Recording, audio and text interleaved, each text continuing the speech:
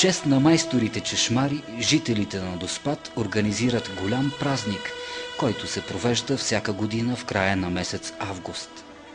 Тогава доспатчани посрещат гости отблизо и далеч и в местността събора се струпват повече от 40 000 души. Околностите се огласят от неповторим родопски фолклор.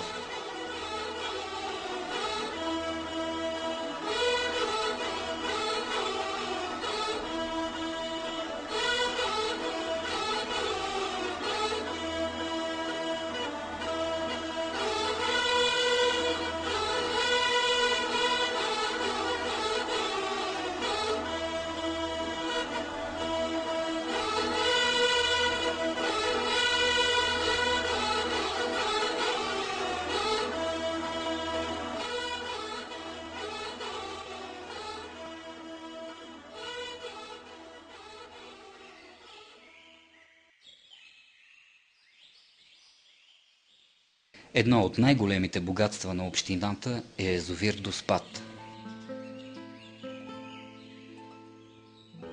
Местните хора още помнят времето, когато язовирната стена е преградила река Доспатска и на мястото на Доспатската котловина се е ширнало водното огледало на язовира.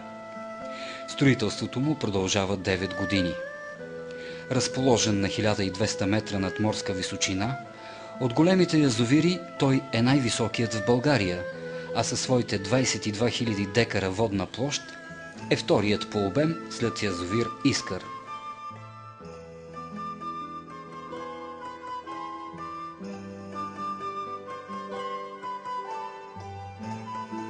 Язовирът е част от водно-енергийната каскада Доспат-Въча и водите му се използват за добив на електричество.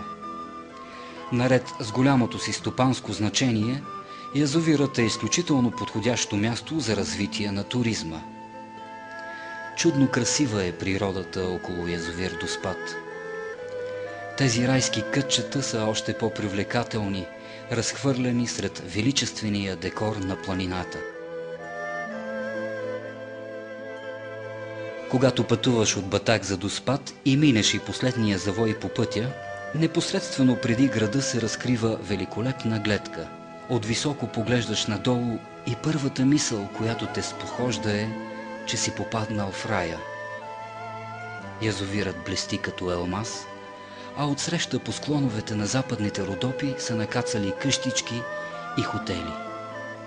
Вековните гори от Смърч и Бял Бор са обградили като пръстен язовира и се губят в далечината, а въздухът опиянява с мириса на смола, целебни билки и свежест.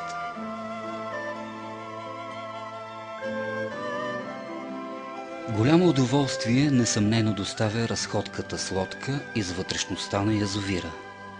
От борда на малкия катер, панорамата към град Доспат и околностите му наистина е неповторима. Множеството малки хотели предлагат чудесни условия на туристите.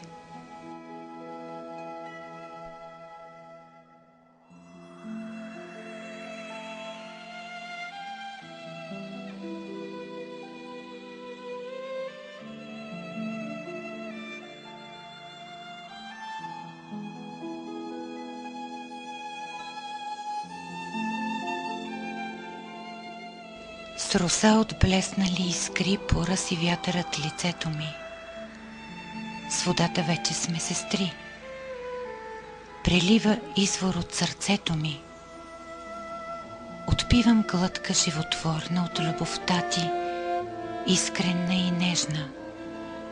Забравям да съм непокорна. Пред вечността ти поглед свещам.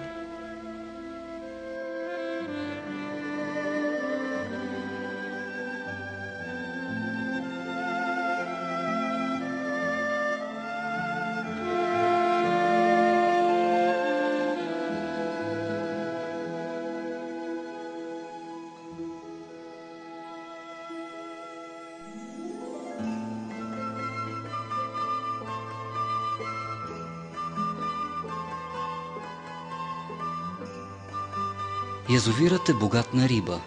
В него плува костур, шаран, кефал, оклей, червеноперка и пастърва. Във водите му, чрез специални съоръжения, садки, се отглежда риба в промишлени количества.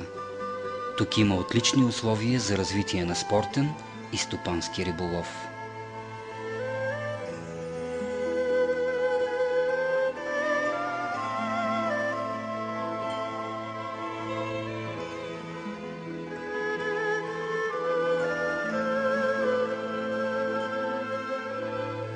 Рибарите по брега на язовира могат да се срещнат по всяко време на годината, дори през зимата. В края на януари, когато водното огледало замръзне, мнозина са нетърпеливи да опитат дебелината на леда. Риболовът върху лед си има своята специфика, чалъми и чар. Задължителни са и инструментите – свредел или брадва за пробиване на дупка в леда. После се залагат въдиците и ти остава само търпеливото чакане край дупката.